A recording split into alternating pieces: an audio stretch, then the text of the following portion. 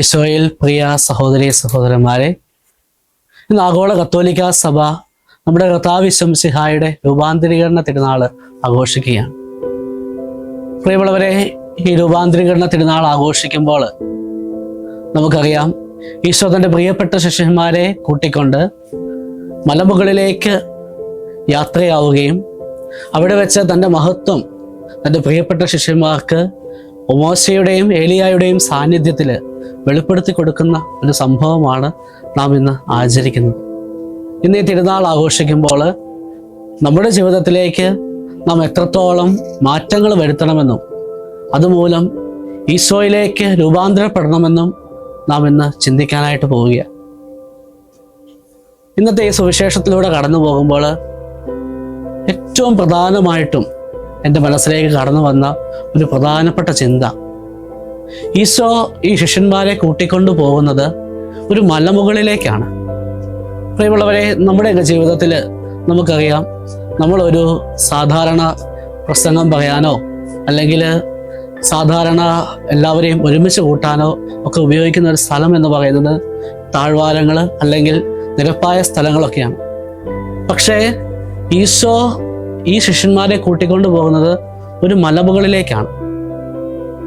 ഈ മലമുകളുകളുടെ പ്രത്യേകത എന്ന് പറയുന്നത് ദൈവവചനത്തില് അതെല്ലാം ദൈവ സാന്നിധ്യത്തിൻ്റെ ഇടങ്ങളാണ്. നമുക്കറിയാം, ഈശോ തനിച്ച് പ്രാർത്ഥിക്കാനായിട്ട് ബൈബിളിൽ പല സ്ഥലങ്ങളിൽ ഈശോ മലമുകളിലേക്ക് കയറി പോകുന്നതായിട്ട്, മലമുകളിൽ തനിച്ചിരുന്ന് പ്രാർത്ഥിക്കുന്നതായിട്ട് വചനം പങ്കുവെക്കുന്നുണ്ട്. ഇപ്പോൾ പ്രിയമുള്ളവരെ, ഈ മലമുകൾ എന്ന് പറയുന്നത് ദൈവ സാന്നിധ്യത്തിൻ്റെ അടയാളമാണ്. ഇന്ന് നമ്മുടെ ജീവിതത്തിലും ഈശോ ആവശ്യപ്പെടുന്ന ഒരു പ്രധാനപ്പെട്ട കാര്യം എന്ന് പറയുന്നത് നമ്മുടെ ജീവിതങ്ങളിലും ഒരു മലമുകളുകൾ ഉണ്ടാകണം. ദൈവ സാന്നിധ്യം തിരിച്ചറിയുന്ന മലമുകളുകൾ. അല്പസമയം ഒരുമിച്ചിരുന്ന് പ്രാർത്ഥിക്കാനായിട്ട്, അല്ലെങ്കിൽ അല്പസമയം ഈശോയോടൊപ്പമായിരിക്കാനായിട്ട്, ദൈവവചനം വായിക്കാനായിട്ട്, പരിശുദ്ധ അമ്മയോടൊപ്പം ആയിരിക്കാനായിട്ട്, ഇങ്ങനെയുള്ള തനിച്ചായിരിക്കുന്ന മലമുകളുകൾ ഉള്ളപ്പോഴാണ് നമ്മുടെ ജീവിതത്തിൽ അനുഗ്രഹങ്ങളും രൂപാന്തരീകരണങ്ങളും സംഭവിക്കുക. അതുകൊണ്ട് പ്രിയമുള്ളവരെ, ഈശോ ആവശ്യപ്പെടുന്ന ഏറ്റവും ഒരു പ്രധാനപ്പെട്ട കാര്യം നമ്മുടെ എല്ലാവരുടെയും ജീവിതത്തിൽ മലമുകളുകളുടെ ഒരു ദൈവസാന്നിധ്യം അനുഭവിക്കുന്ന ഒരു അവസ്ഥ ഉണ്ടാകട്ടെ എന്ന് ഈശോ ആവശ്യപ്പെടുന്നുണ്ട്.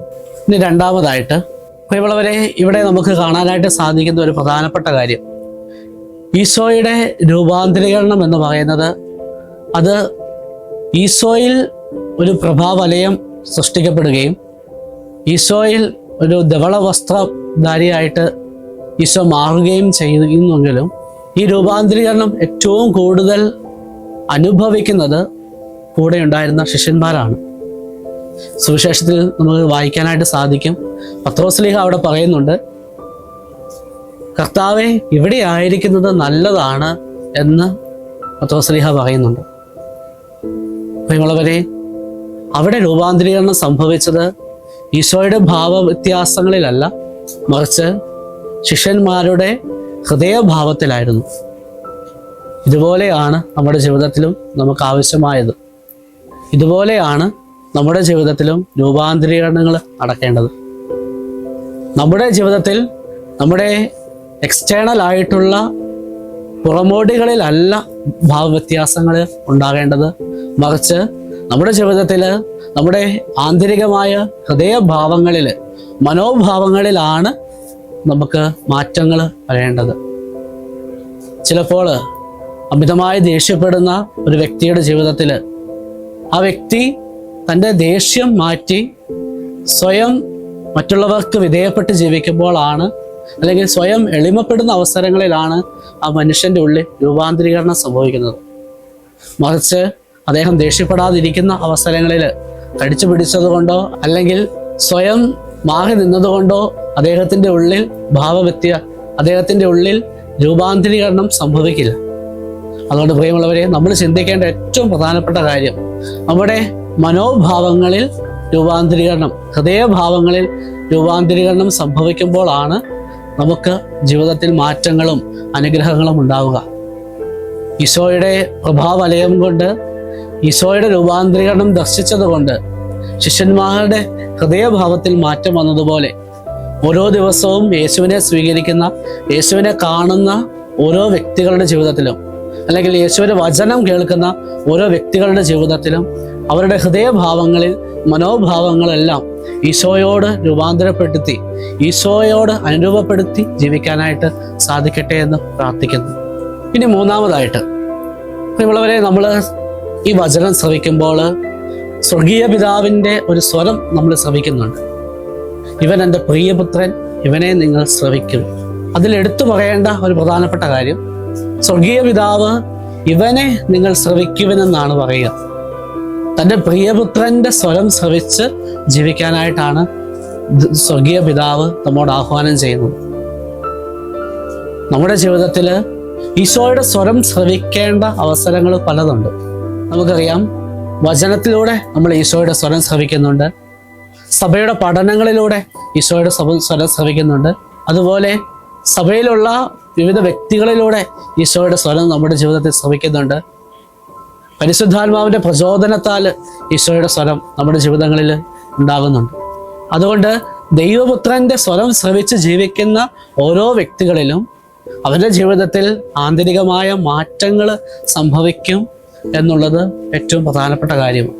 അതിനാൽ നമ്മൾ ഏറ്റവും പ്രധാനമായിട്ട് ചിന്തിക്കേണ്ട ഒരു പ്രധാനപ്പെട്ട കാര്യം, നമ്മുടെ ജീവിതത്തിൽ ഈശോയുടെ സ്വരം ശ്രവിക്കേണ്ട അവസരങ്ങൾ നമ്മൾ ഏറ്റെടുക്കാനായിട്ട് ശ്രമിക്കുക.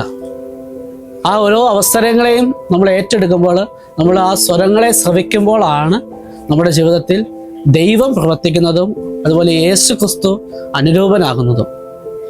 ഈശോയുടെ ജീവിതം നയിക്കാനായിട്ട്, യേശുവിൻ്റെ ഒരു ക്രിസ്തീയ ജീവിതം, യേശു ക്രിസ്തുവിലുള്ള ഒരു ക്രിസ്തീയ ജീവിതം നയിക്കാനായിട്ട് ആഗ്രഹിക്കുന്ന ഓരോ വിശ്വാസിയുടെ ജീവിതത്തിലും അവൻ ആവശ്യം ആ വ്യക്തി ഈശോയുടെ സ്വരം ശ്രവിക്കുക.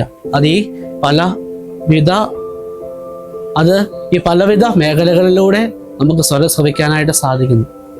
അതുകൊണ്ട് പ്രിയമുള്ളവരെ, നമ്മൾ ചിന്തിക്കേണ്ട ഏറ്റവും പ്രധാനപ്പെട്ട കാര്യം അതുതന്നെയാണ്. നമ്മുടെ ജീവിതങ്ങളിലും ഈശോയുടെ സ്വരം ശ്രവിക്കേണ്ട അവസരങ്ങൾ നമ്മൾ സ്വീകരിക്കുക. അത് ശ്രവിക്കാനായിട്ട് ഉള്ളൊരു തുറവി നമ്മുടെ ജീവിതത്തിൽ ഉണ്ടാകട്ടെ എന്ന് പ്രത്യേകമായിട്ട് പ്രാർത്ഥിക്കുന്നു. ഇന്ന് ഈ തിരുനാൾ ആഘോഷിക്കുമ്പോൾ ഈ 3 കാര്യങ്ങൾ നമ്മുടെ മനസ്സിൽ നമുക്ക് ഉറപ്പിക്കാം. ഒന്നാമതായിട്ട്, ദൈവ സാന്നിധ്യത്തിൻ്റെ മലമുകളുകൾ നമ്മുടെ ജീവിതത്തിൽ ഉണ്ടാകണം. പ്രാർത്ഥനയ്ക്ക് വേണ്ടി, ആരാധനയ്ക്ക് വേണ്ടി, ദൈവവചന വായനയ്ക്ക് വേണ്ടി ചെലവഴിക്കുന്ന ദൈവ സാന്നിധ്യത്തിൻ്റെ മലമുകളുകൾ. അതോടൊപ്പം നമ്മുടെ ജീവിതത്തിൽ ഹൃദയഭാവങ്ങളിൽ രൂപാന്തരീകരണം സംഭവിക്കട്ടെ എന്ന് നമുക്ക് പ്രാർത്ഥിക്കാം. ഏറ്റവും അവസാനമായിട്ട്, നമ്മുടെ ജീവിതത്തിലെ ദൈവസ്വരങ്ങൾ ശ്രവിക്കേണ്ട അവസരങ്ങളെ നമ്മൾ ഏറ്റെടുത്തുകൊണ്ട് അവ ഹൃദയത്തിലേറ്റി മുന്നോട്ട് പോകാനായിട്ട് പരിശ്രമിക്കാം. ഈശോ നിങ്ങളെല്ലാവരെയും സമൃദ്ധമായിട്ട് അനുഗ്രഹിക്കട്ടെ. രൂപാന്തരീകരണ തിരുനാളിൻ്റെ മംഗളങ്ങൾ ഏറെ സ്നേഹത്തോടു കൂടി എല്ലാവർക്കും നേരുന്നു. ദൈവം അനുഗ്രഹിക്കട്ടെ.